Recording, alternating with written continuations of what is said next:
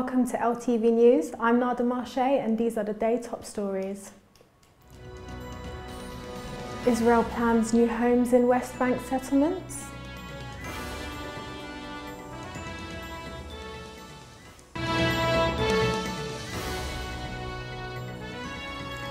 Egypt's new Pope says constitution to be exclusive.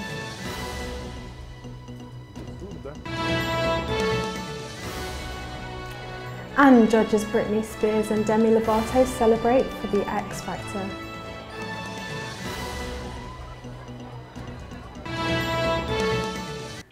Let's start with some news from the Middle East.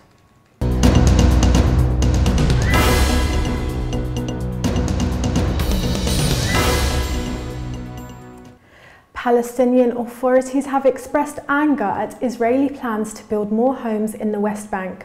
The move, which is deemed illegal under international law, has been a sticking point for Palestine in continuing peace talks. Daniel Adam has more. Palestinians denounced Israel's plan to press ahead with the construction of over 1,000 homes in annexed West Bank land, defying international opposition to its settlement policies. The Israeli Land Administration yesterday published notices inviting bids from contractors to build on plots in urban settlements that Israel has declared part of Jerusalem. The plans call for the building of over 1,000 new homes. The Israeli anti-settlement group Peace Now have voiced major concern. Today, the Ministry of Housing announced another 1,285 units in the West Bank and East Jerusalem. It is 3 days after Abbas declared again in the Israeli media his commitment to the two-state solution. Netanyahu is answering him with construction in the settlements. It seems that Netanyahu doesn't want peace and doesn't want to go for a two-state solution. Palestinians want to create a state in the occupied West Bank and the Gaza Strip, with East Jerusalem as its capital. But they say Israeli settlement building will cripple the chances of that happening. Most countries consider settlements Israel has built in occupied territory as illegal under international law. Thousands of Syrian Kurds have fled to Iraq's Kurdistan region in hope of starting a better life. Most have left their home country of Syria with no belongings and fear that their homes may now be completely destroyed by the civil war. Here's a closer look at the story. Kurdish flags fly on top of tents at a refugee camp in Iraqi Kurdistan, where thousands of Syrian Kurds who fled the war at home are relishing the freedom to flaunt their identity like never before. Syria's Kurds see the conflict ravaging their country as an opportunity to win the kind of liberty enjoyed by their ethnic kin in neighbouring Iraq, who live autonomously from the federal capital in Baghdad. The war between forces loyal to President Bashar al-Assad and rebel fighters has so far driven more than 30,000 Syrian Kurds over the border to Camp Domes. According to international disaster relief charity Shelterbox, a further 200 to 300 people arrive each day. Despite being displaced, many of the camp's occupants draw comfort from being in a country where they can at least speak their own language and fly the Kurdish flag without fear of reprisal. Divided between Syria, Iraq, Turkey and Iran, the Kurdish people number more than 20 million and are often described as the world's largest ethnic group without a state. In Syria, they make up about 10% of the population, the country's largest ethnic minority. Although life here is hard and difficult, many hope that one day things will change for the better.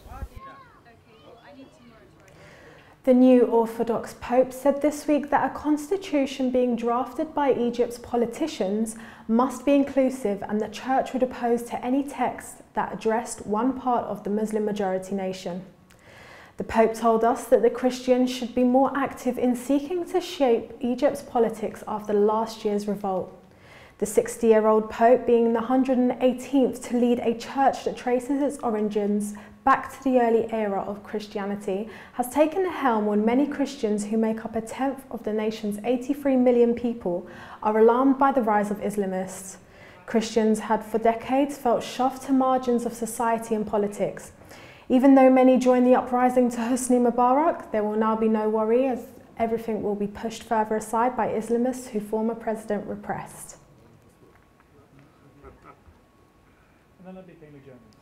The Syrian NCB, the largest opposition group inside Syria, has recently claimed it will boycott a meeting that is being held to broaden the largest overseas-based opposition groups of SNC. Syria's splintered opposition groups held talks in Qatar's capital city Doha this week, attempting to forge a united front against the President Assad government. However, according to a statement issued by the NCB this week, they hadn't received any invitations officially addressed to them. Various individuals within the board were invited individually to a meeting. As a result, the NCB has decided to summarily decline any invitations sent to its member by the NCS.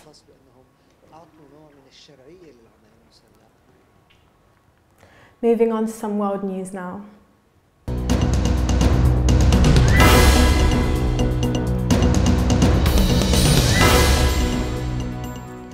Russian President Vladimir Putin dismissed Defense Minister Anatoly and replaced him with a loyal ally after the ministry was drawn into the corruption scandal this week.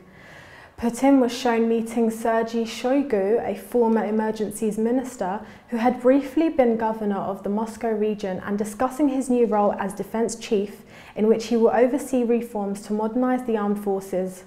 Shoigu said the anointment was unexpected, but that he would do his best in his new position. Security in Greece has been tightened today as the nation prepares for more anti-austerity protests.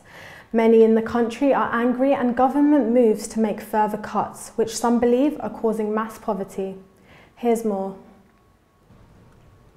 Greek workers began a 48-hour strike today to protest against a new round of austerity cuts that unions say will devastate the poor and drive a failing economy to collapse.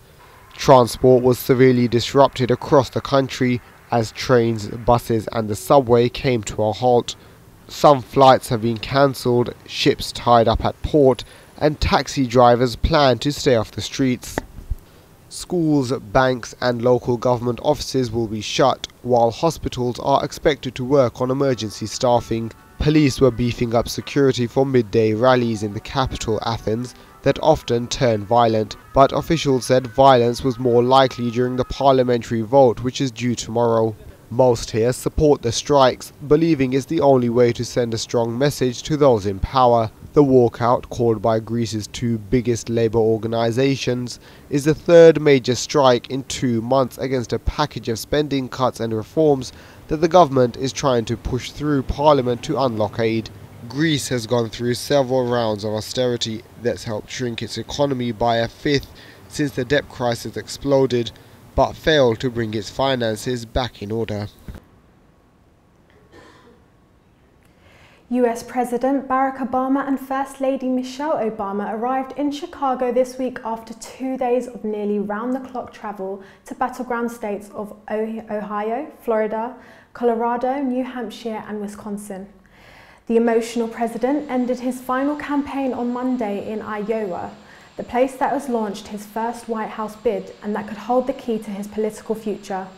Obama is scheduled to spend his whole weekend in the hometown of Chicago. Now here's some finance news.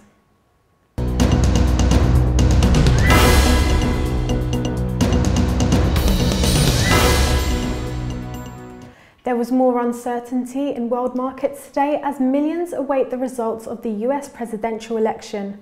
Many believe that the result will make a dramatic difference in the future of global finance. Here's a closer look.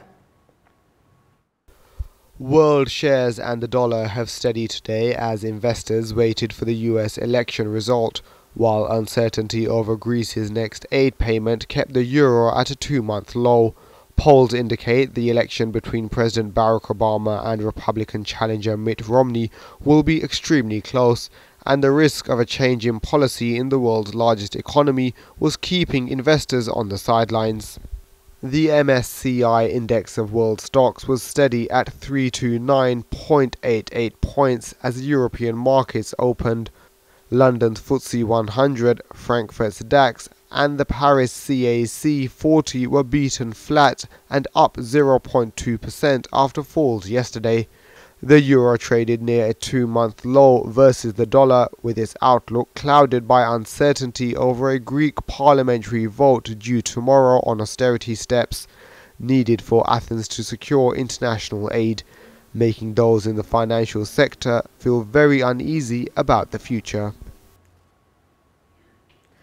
Now for some sports news.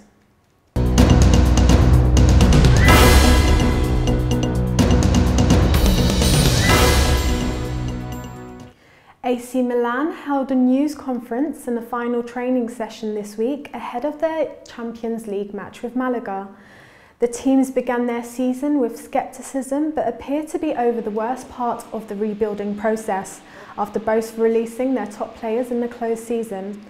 The process has been more painful for Milan, who sold Zlatan and Thiago among others in a bid to balance off the books in the off-season. The Italians reached a low point when they lost 1-0 at Malaga 2 weeks ago. Since then, the results have started to go right for the European champions and they have taken points from the last 3 games.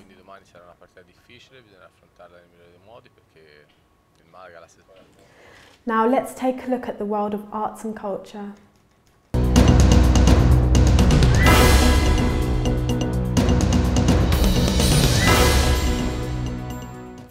Superstar singer Britney Spears showed up on the red carpet in Beverly Hills this week, joining X Factor judges L.A. Reid and Demi Lovato at a party to celebrate the show's finalist party.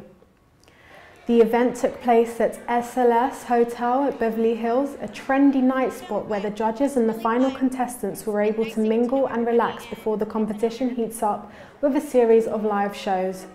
Spears, who made the headlines when she signed on as one of the 4 judges on the panel, told us that she's vested in a job as a mentor.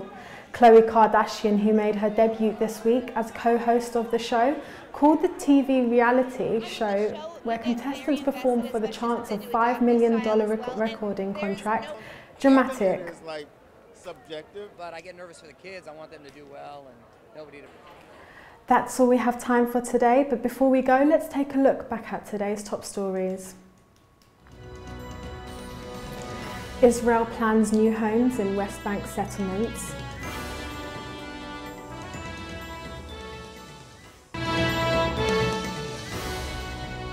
Egypt's new Pope says constitution to be inclusive.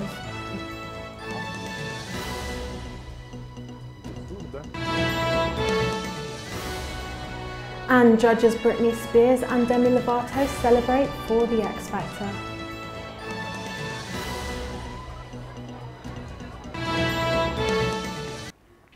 Thank you for watching. For more information, do visit our website at www.levant.tv.